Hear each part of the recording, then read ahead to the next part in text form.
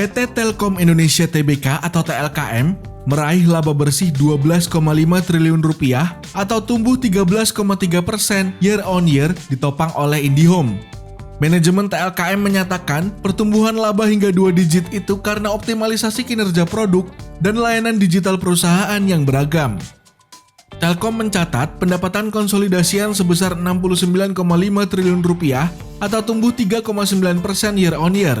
Pada periode yang sama, laba sebelum bunga, pajak, depresiasi dan amortisasi atau EBITDA mencapai 37,8 triliun rupiah atau tumbuh 4,7% dibandingkan periode yang sama tahun sebelumnya. Margin EBITDA perseroan naik dari 54% pada kuartal kedua 2020 menjadi 54,4% per kuartal kedua 2021. Konsistensi kinerja diraih Telkom Indonesia berkat komitmen perusahaan melakukan transformasi bisnis untuk menjadi digital telco terdepan di Indonesia dan bahkan regional. Salah satu produk digital Telkom yang mencatat pertumbuhan positif adalah IndiHome yang menyediakan jasa fixed broadband bagi masyarakat. Sepanjang paruh pertama 2021, pendapatan IndiHome tumbuh 24,2% year on year menjadi 12,9 triliun rupiah. Margin EBITDA tumbuh dari 38,6% per Juni 2020 menjadi 47,6% per Juni 2021.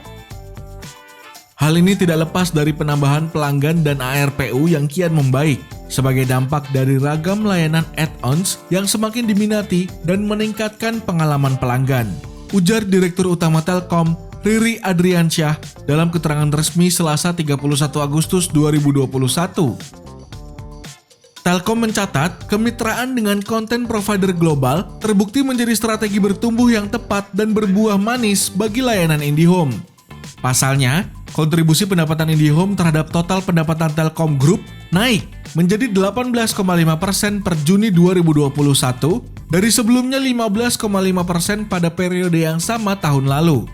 Selain itu, Telkom juga mendorong pelanggan untuk upgrade layanan dan kecepatan serta paket add-ons yang bervariasi. Pelanggan IndiHome tercatat bertambah 285.000 pelanggan sejak awal tahun, sehingga total jumlah pelanggan IndiHome hingga kuartal kedua 2021 mencapai 8,3 juta orang, naik 11,4% year on year.